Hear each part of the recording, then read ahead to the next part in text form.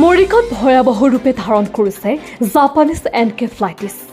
মৰিগাঁও জিলাৰ বিভিন্ন প্ৰান্তৰ পৰা অহা তথ্য অনুসৰি 15গৰাকীকৈ লোক জাপানীজ এনকেফেলাইটিছত আক্ৰান্ত।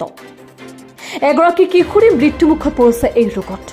লগতে যোৱাকালি ভৱকান্ত নাথ লগতে মৰিগাঁও গীতানগৰ ৰাজামণি মেধিৰো জাপানীজ এনকেফেলাইটিছত মৃত্যু হোৱাৰ সন্দেহ কৰিছে।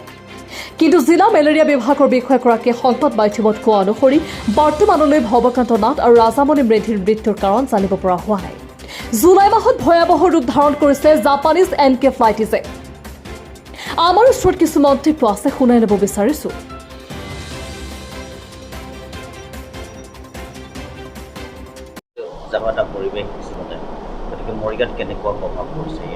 মৰিগাঁৱত আমাৰ যোৱাকালিলৈকে 15টা জাপানীজ এনকেফেলাইটিছৰ ধৰা পৰিছে আৰু তাৰে এটা ৰোগীৰ মৃত্যু হৈছে।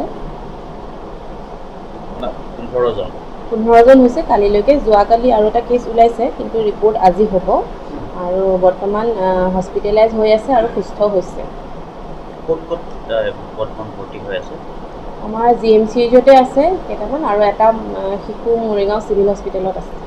গতিকে কোনবিলাকক বেছিকৈ মানে এটেক কৰিছে বস্তুটো?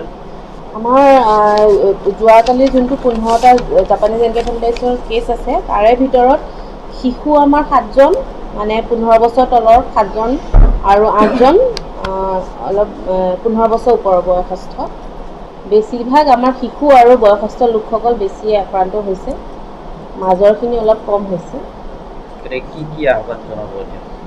ৰাইজক এইটোৱে আহ্বান জনাম যে যদি অতিপাত জ্বৰ আৰু মানে অল্টাৰ চেঞ্চৰিয়াম এইখিনি লক্ষণ দেখা পায়, জাপানীজ এনকেফেলাইটিছৰ যি লক্ষণ দেখা পায় ততাতৈয়াকৈ হস্পিটেলাইজ হ'ব লাগে বা ওচৰৰ স্বাস্থ্যকৰ্মী আৰু আশাৰ লগত যোগাযোগ কৰিব লাগে আৰু পলম কৰিব নালাগে, যাতে যোনখিনি তেজৰ পৰীক্ষা আছে পৰীক্ষা কৰিব লাগে আৰু সোনকালে হস্পিটেলাইজ হ'ব লাগে। অন্ধবিশ্বাসৰ ফালে বা তেওঁৰ ফালে যাব নালাগে। আমাৰ এতিয়া হাউচ টু হাউচ ছাৰ্ভেবোৰ হৈ আছে। আশা আৰু স্বাস্থ্যকৰ্মীসকলে প্ৰত্যেক চাব চেণ্টাৰ আণ্ডাৰত কৰি আছে হাউচ টু হাউচ ছাৰ্ভে, আৰু লগতে লিফলেট দিছে আৰু ভেক্টৰবৰ disease, Japanese encephalitis, malaria, dengue প্ৰত্যেকটো বেমাৰৰ ওপৰত কথাখিনি বুজাই দিছে।